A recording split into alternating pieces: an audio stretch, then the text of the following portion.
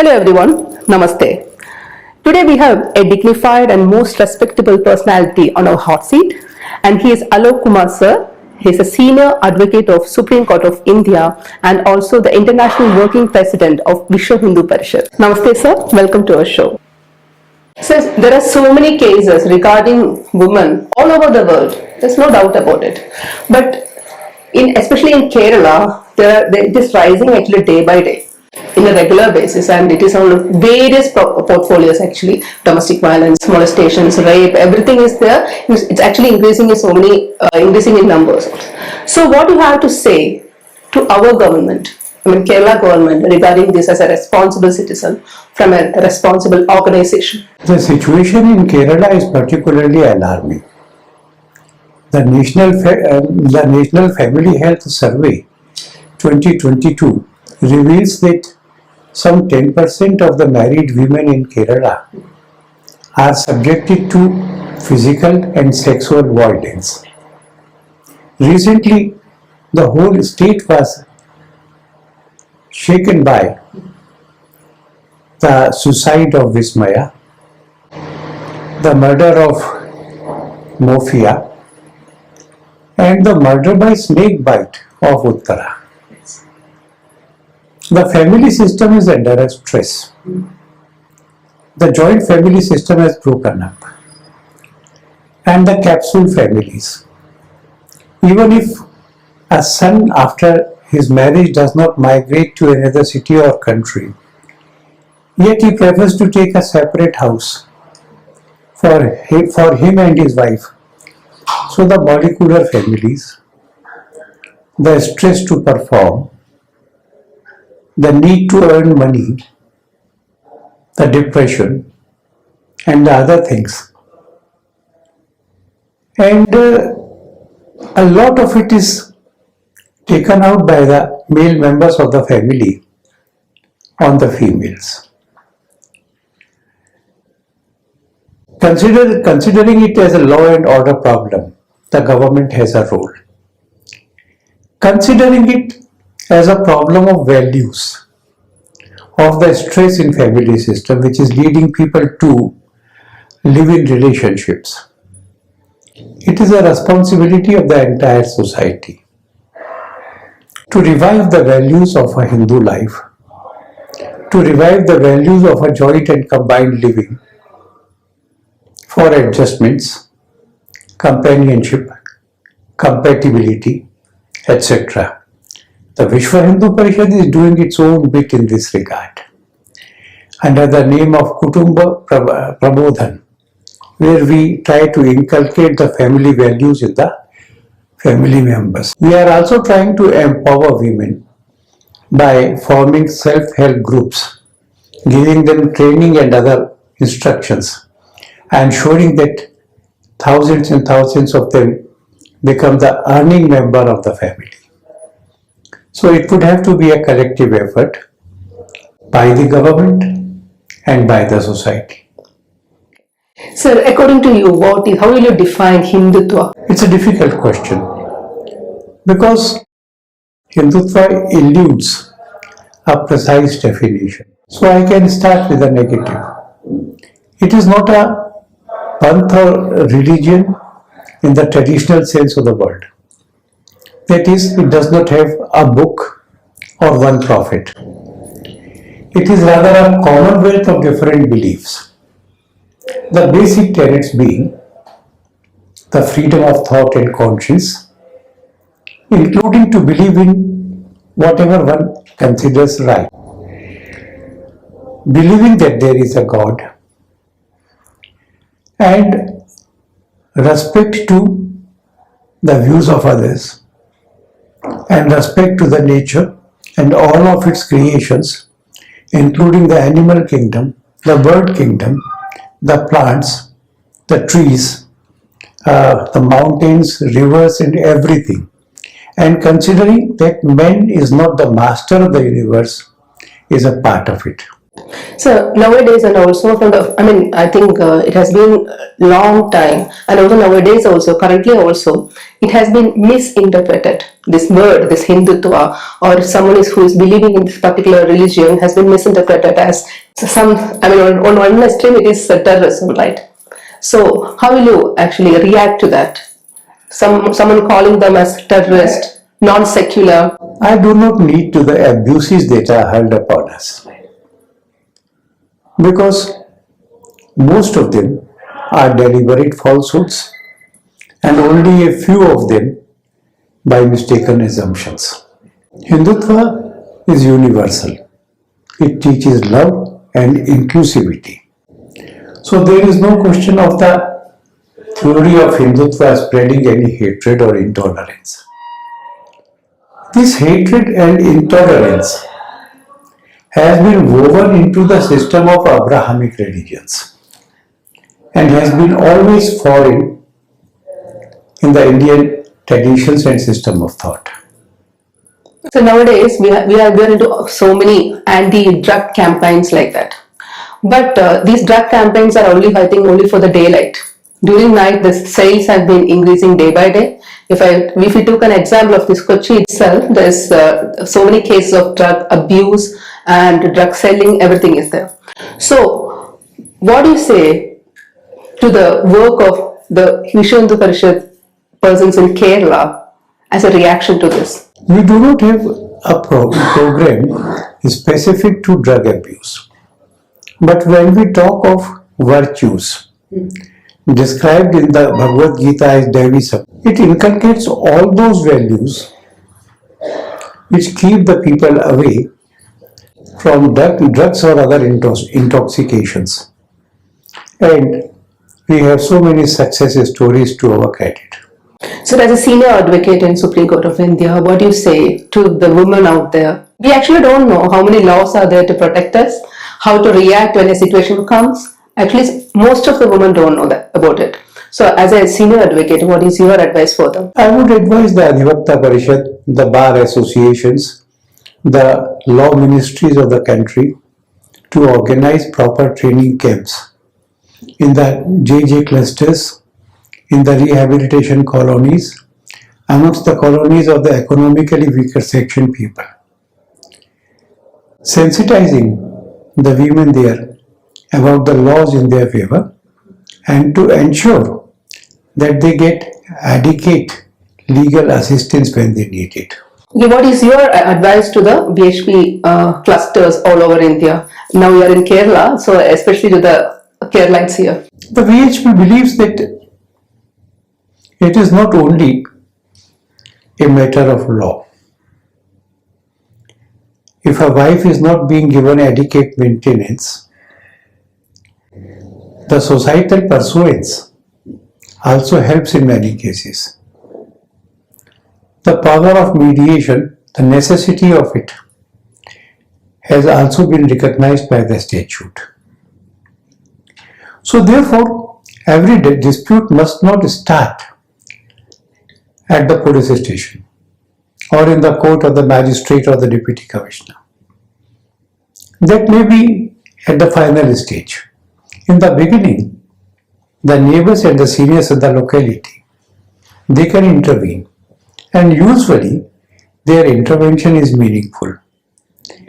Our workers also do that, and in the event everything fails, then the resort should be taken to the legal provisions. So I believe that Seva is the underlying principle of this BHP, and so many other organizations are there. So could you please define what exactly is this Seva? I would rather go into the types of it. Swami Vivekananda said, if you feed a person, it helps him for one time. If you clothe a person, they serve him for a season. But if you inculcate in him the ability to earn, you help him for his life. This is correct that in COVID we ensured that nobody sleeps hungry. And the whole society responded. Even those who had a ration of 15 days prepared some food packets, gave it to the distribution center for those who did not have anything to eat. So when 42% Indians have just no income at all, the whole of the society ensured that nobody sleeps hungry. So VHP participated in this. But our emphasis is on providing such expertise, such skills, and then getting them to some earning capacities. So education, skills, and getting them into their own business or industry is the VHP way of serving. So as the international working president of VHP, so we are actually into global things, right? So what are the current agenda of it? Well, in the last week of December, VHP leaders from 29 countries assembled. We have invited some 4,000 Hindus to participate in a conference in Bangkok in November. Throughout the globe, wherever the Hindus need help, we are at their beck and call. And even when they do not need such help, we work for inculcating Hindu life values into their families. Right in India, apart from the Seva work, we work for social harmony. We work for their empowerment. I am happy that by our efforts, people are now anxious to have cow milk at their houses. The Sanskrit is getting a prominence in many families. We are now focusing also to prevent conversion from Hindus to the fold of Christians and Muslims, and to bring back the brethren who had to abandon Hinduism for some reason in this generation or in a few generations. So we are focusing on them to come back to save our girls from being lured by Muslim boys and to prevent conversion from Hindu fold. So definitely for every organization to be actually a part of a family, there are the different sections in the family, right? So what you have to say, what VHP has to say to a mother, a daughter, a father, whoever it is in the family, how should they actually evolve themselves? A Hindu believes that the God resides within our hearts. It is because of the Maya that we are not conscious about Him. By inculcating the right values, the living a virtuous life of service, every human potential has the capacity to realize the divinity in him. This can be done by seva. This can be done by other such means. So the VHP advice to every Hindu in the world or to every person in the world is, we are not the God's sheep. We are not born out of sin. We are the children of the immortal. That is our goal. Let us live our lives and proceed to that goal and realize the God within oneself. So there's a concept, called Loka Sangraham, right? So could you please explain that to us? This is in the 3rd chapter of Srimad Bhagavad Gita. Bhagavan says your right is in doing your duty, not in the fruits of it. Do not desire things for yourself. Kam or lobh, desire and the tendency to accumulate things. Then what should be the guiding force to work? So Bhagavan says Loka Sangraha. It means unifying the people in a family, in a state, in the country, in the world, to realize that the same spirit abodes in every heart. And so we all are a family. That's one. unifying them. But then men are not things, and a crowd is no substitute for unity. They need good sanskaras. They need to be motivated to live a virtuous life, a life of harmony, a life of togetherness. Creating this is Lok Sangram. So relating to this, there are so many conditionalities now. So we are expecting things. Actually, I'm working in a particular organization. You have to provide me this, and final destination is a seat. Definitely. So how you react to this? When I say that you do not have right in the fruits of your karma, I do not mean that one can remain lazy or indolent. If we are doing the God's work, excellence is the motto. Success is the motto. Performing at the best of our potential, that is not prohibited by the gods. It's only this. I perform my duty. Succeed. It should not make me proud of it or egoistic. It's a gift of God that is received by me. And if I don't succeed in a particular thing at a time, then there is no reason to be depressed. There is always a next time.